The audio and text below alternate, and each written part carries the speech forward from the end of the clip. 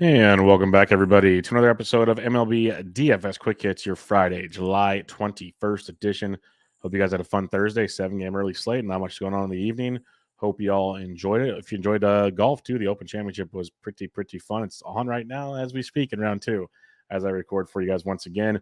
We got an 11-game slate to preview for you for Friday, starting at 7:05 p.m. Eastern Time. Before we get there, you can find me on Twitter at BDentrek, BDENTREK. Get all my content there, written content, podcast, everything is tweeted out there. Too much probably. So come check it all out there. Plus, you get my cheat sheet over on Game of the Edge Fantasy for as low as $5 a month. You get it at least 3 to 4 times a week. I try to get you every fall 5 days, but life happens is what it comes down to that. But we got you 11 games. Let's talk totals on this slate and watch the weathers. We have more fun to dodge on this one. Royals Yankees 9, Giants Nats 9.5, Mets Red Sox 9.5. Phillies Guardians 8.5, D-backs Reds 10.5, Dodgers Rangers 9.5, Braves Brewers 9, White Sox Twins 8.5, Pirates Angels 8, Astros A's 7.5, Blue Jays Mariners 8. As you can tell, we got some bats to target on this slate, but we do have a few pitchers. Let's get to them. Framber Valdez returns to the bump at 10-8 at the Oakland Athletics. Got his start pushed back because he was dealing with his injury. They're hoping it wasn't too bad. Seems like it wasn't. Looked really good in his last outing. We gave it 5 runs his last outing, but he struck out 13, which is unlike him. Still got you 25 points. He's been outstanding this year. Assuming Framber Valdez is good to go, which they shouldn't play him if he's not.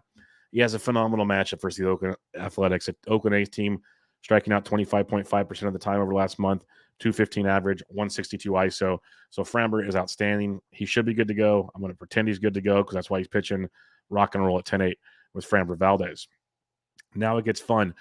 DK has James Paxton right now, who I would love against the Mets. Pretty sure it's going to be Cutter Crawford. That's what I see everywhere else I look right now. And Cutter Crawford is $5,500 against the New York Mets. So that's why I'll jump back up the pricing. I just wanted to mention that. Crawford's coming out 6 shutout innings with 9 Ks against the Cubs. He's been very effective in the month of July, 5 or more Ks in 2 or 3 starts, 3 runs or less in all starts. He's put up 20 or more points in 2 or 3 starts. I love what we're seeing from Cutter Crawford. And more importantly, is we're getting a Mets team that's without Marte, likely without Tommy Pham, a very depleted Mets team. Mets team is already striking out 27% of the that's first lefties. Let me get to righties. They suck first lefties. But a Mets team versus right-handed pitching who is striking out 22% of the time, hitting 248 with a 195 ISO. Pete Alonso's kind of broken. Could they get to Cutter Crawford's shirt? $5,500. Love the value. Love the value. So I wanted to bring him up before I forgot because DK has James Paxton as I record. Cutter Crawford's everywhere else. I like them both. I love the savings on Cutter Crawford. Back to the scheduled programming here. You got Bryce Miller at 91. It's interesting. I can get behind that. Ranger Suarez was pitching well. He's struggling now. That's why he's down to 8K. Lance Lynn. Yes, that Lance Lynn. He's $7,600. Take my money, please. He's given you at least 15 points in 5 straight starts. He has 2 30-point outings in there. He has at least 6 Ks in all 5 starts. It's 4 runs, 0 runs, 5 runs, 3 runs, 3 runs.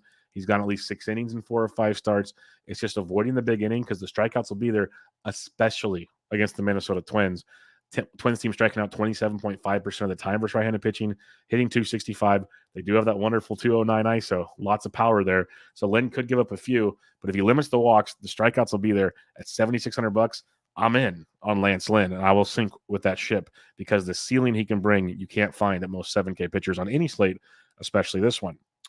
Now when we go down for value, we already have Cutter Crawford. The other pitcher I'm looking to target for value is Alec Marsh of the Kansas City Royals going up against the Yankees. Marsh, 6 innings, 2 earned, 11 Ks in his last outing against Tampa Bay. He went 5 innings, 2 earned, 5 Ks against the Twins prior to that.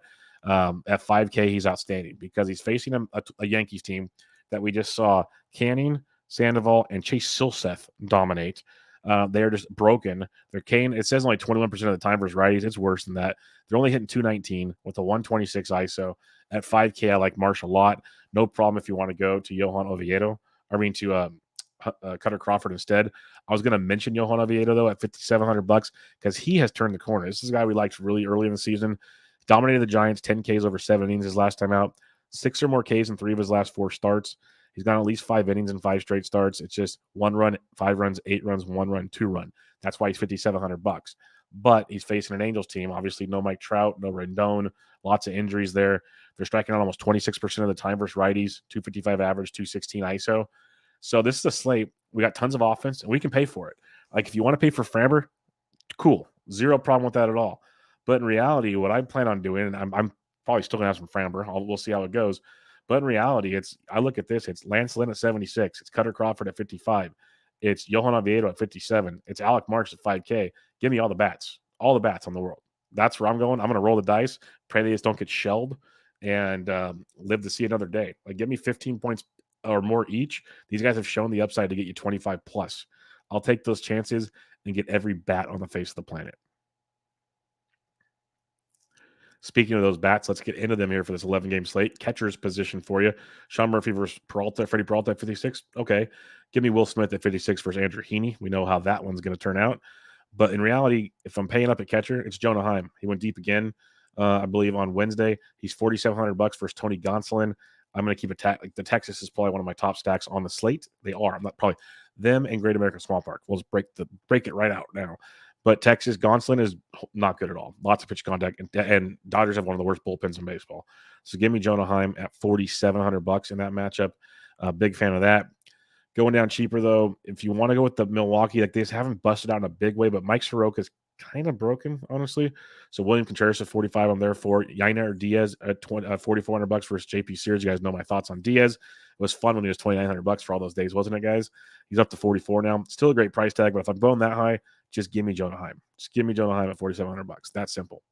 Now, if you want to save money, Francisco Alvarez at $3,900 versus Crawford or Paxton. I don't care. I like him in both. Patrick Bailey at 38 is fine. I kind of prefer Francisco Alvarez, but both can be in play for you at that price point. Kyber Ruiz at 35. Good savings here. Alex Wood. I'm a Giants fan. Alex Wood should be in the bullpen, long relief, something like that. He's not good. So Kyber Ruiz at $3,500 is a really good value if you're not paying up for Jonah Heim. I like Kyber Ruiz a lot. Going down cheaper than that, though, is where it obviously gets interesting. Matt Theis versus Oviedo at 3K, maybe. I'd rather go like maybe like a Shea Langoliers. No.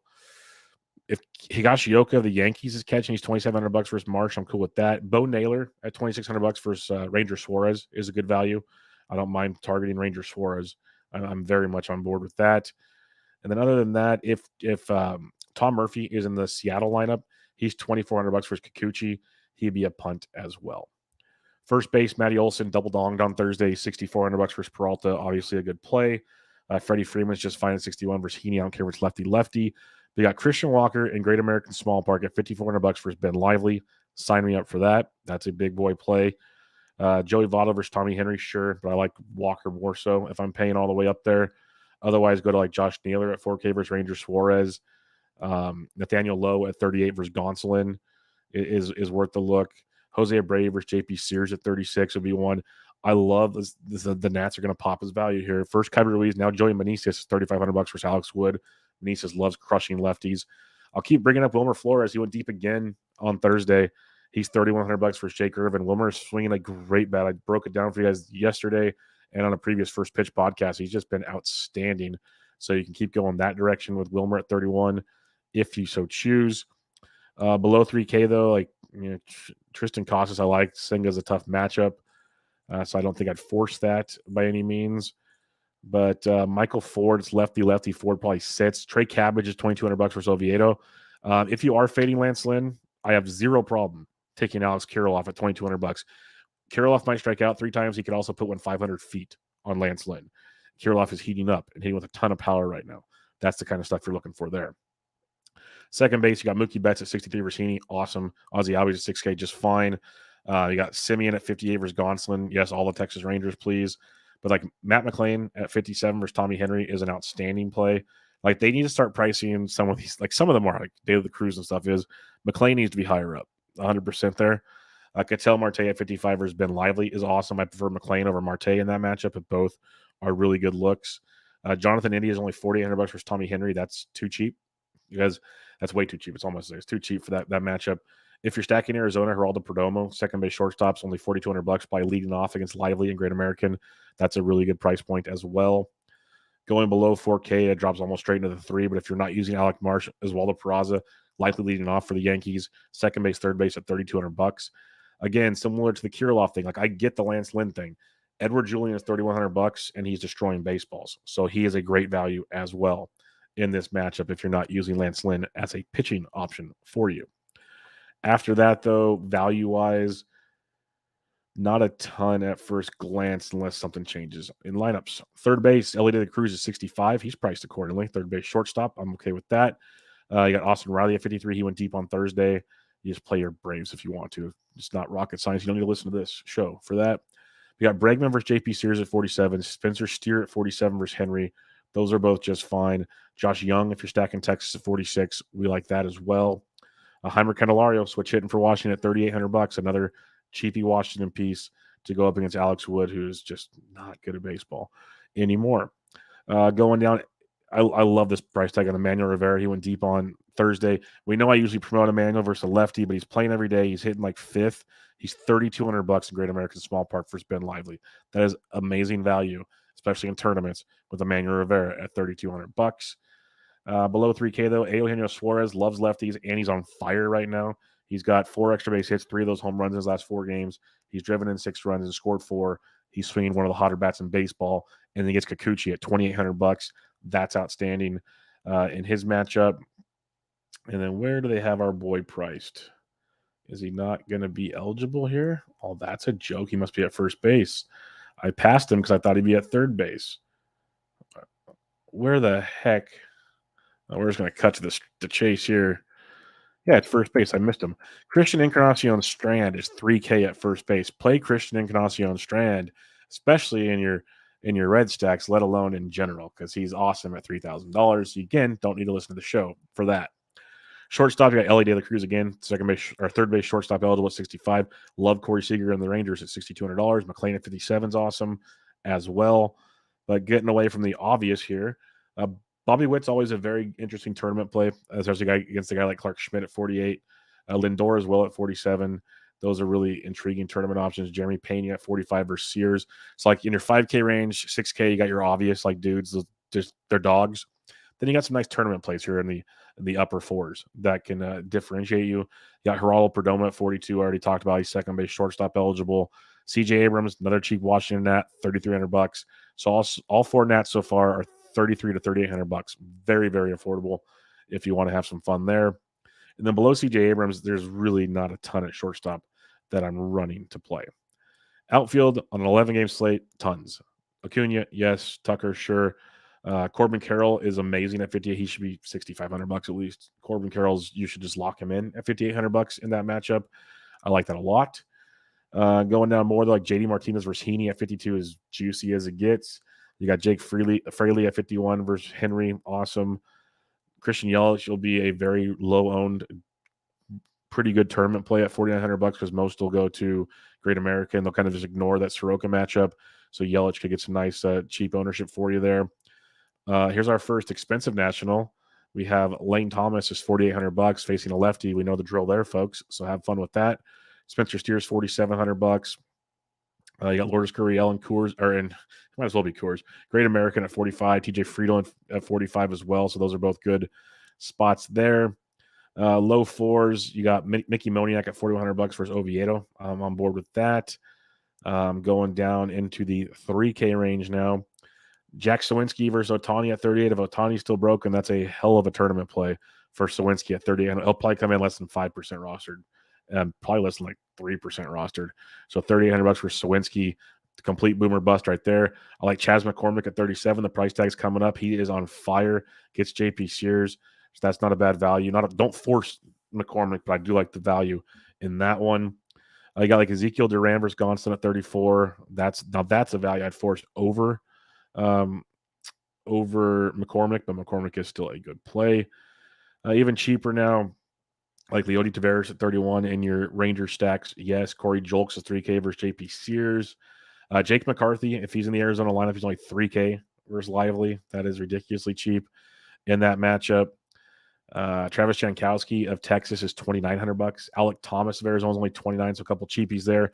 I doubt Will Benson is going to be in the lineup with the lefty starting for Arizona. If Benson's in the lineup at $2,800, continue to play him, but it's probably going to be a night off for Will Benson.